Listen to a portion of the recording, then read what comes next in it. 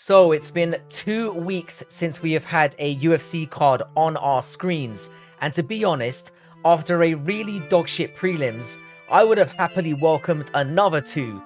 We did lose two of the better fights on the card, one on the morning of, and one just before the card started, which really did leave a sour taste. But there were one or two fights that kind of delivered, so silver lining and all that. Let's get into how this card went and where we made our money right now. Alright, so if I'm using the analogy of a boner to describe how satisfied I am by an MMA fight, this one gave me an actual direction. I warned everyone about betting on De La Rosa, who was being heavily favored on Tapology.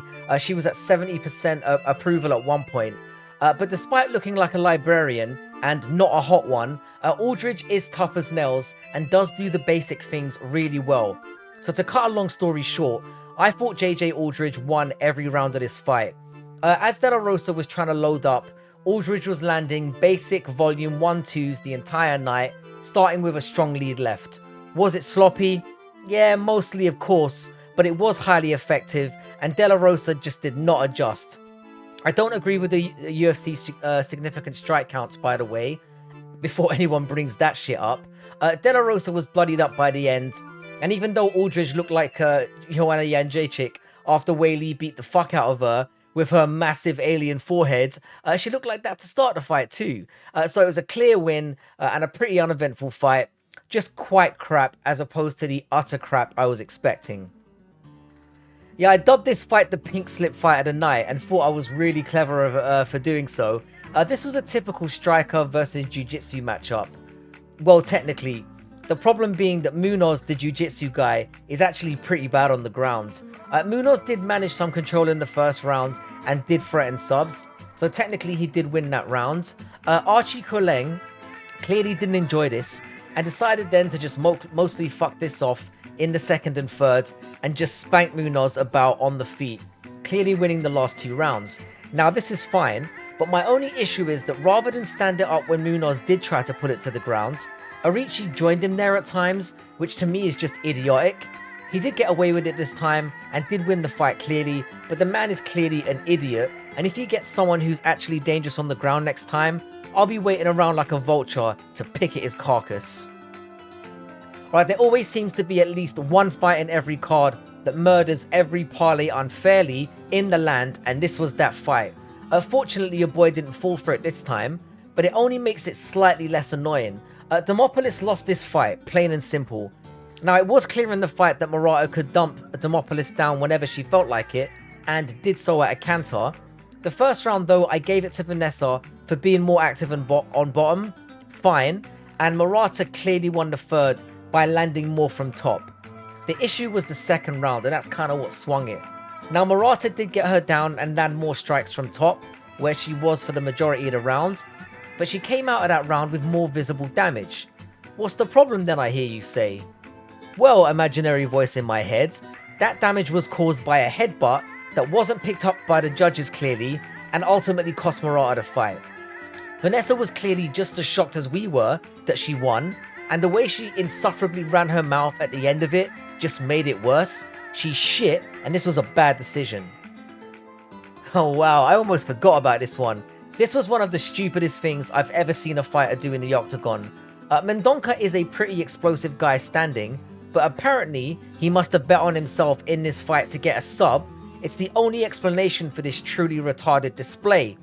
Rather than stand and bang, he relentlessly went after Maness's leg, who at 5'10 at flyweight just went, "Thanks a lot mate," and just rained down ground and pound on his gormless face until he eventually hit the shot that knocked him out, which he did so twice, by the way.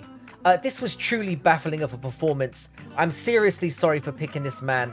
I did not know he had a brain the size of a fucking raisin. Embarrassing shit. And just when I thought my boner was dead forever, back it came in all its raging glory. All jokes aside, this is really where the card started. Very close fight.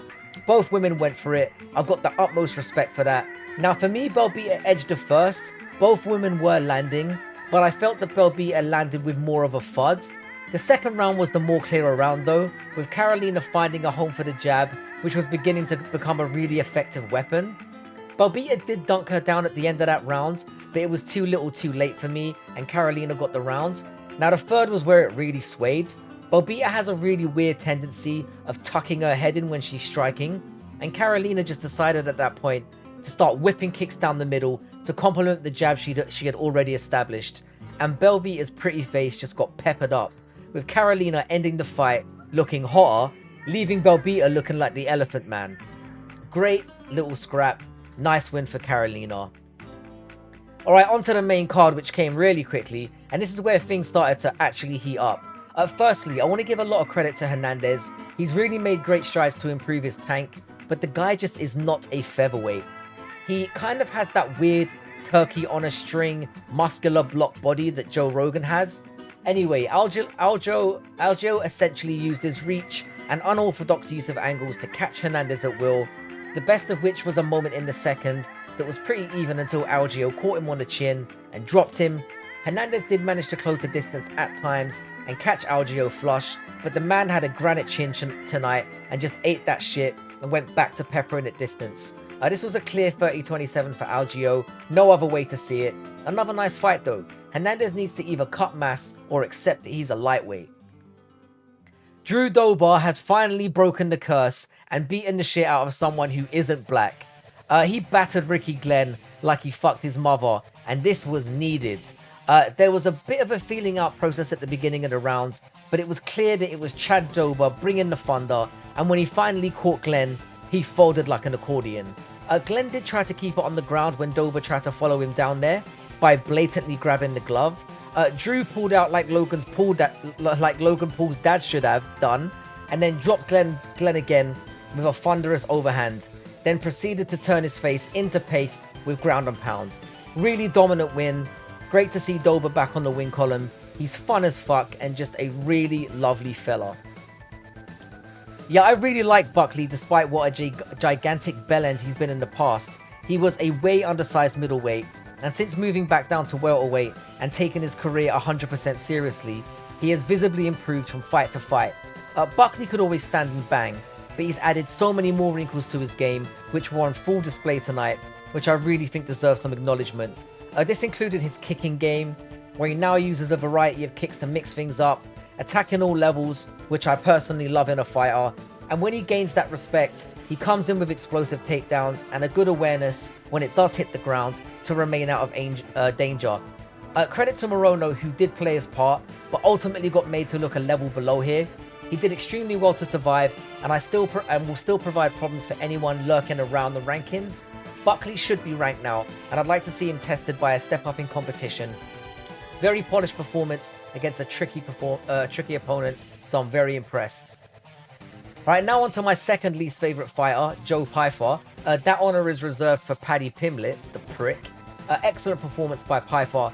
As much as I wish he would shut the fuck up, the dude can really fight. Really solid boxer, which we already knew, but he proved he can kick too, is patient in there, setting up a variety of shots, which he then uses to set up explosive wrestling, which he then uses to transition into what looks like a pretty dangerous ground game, which is where this fight ended with a triangle. Alhassan was there, I guess, and did carry a threat. He did land on Pyfer once, which got his attention, so maybe that's a potential weakness to exploit. But in one of the most underskilled men's divisions in this company, he could be on a fast track to the top. Stop with the sob stories though, mate. We get it, you were poor, you were abused, whatever. You're an inspiration. Now shut the fuck up and just beat people up, mate. You're a Goldberg, you're not a Steve Austin. Oh, wow, my god. This was the fraud checking of a lifetime.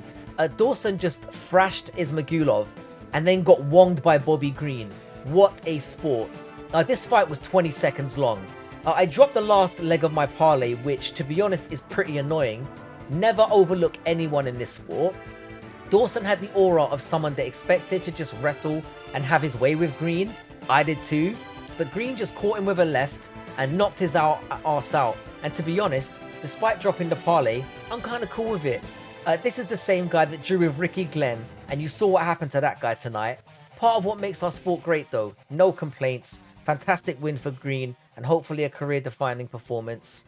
What can I say? Brilliant. Alright, so let's have a quick glance at the overview. My three losses were Demopoulus, which was a total robbery, Maness and Green. Not my fault that Mendonca has learning difficulties, and Green was just a wonder strike from nowhere. I want IQ tests to be administered in the build-ups. It would really help. Outside of that, it was another pretty successful card, 7-3.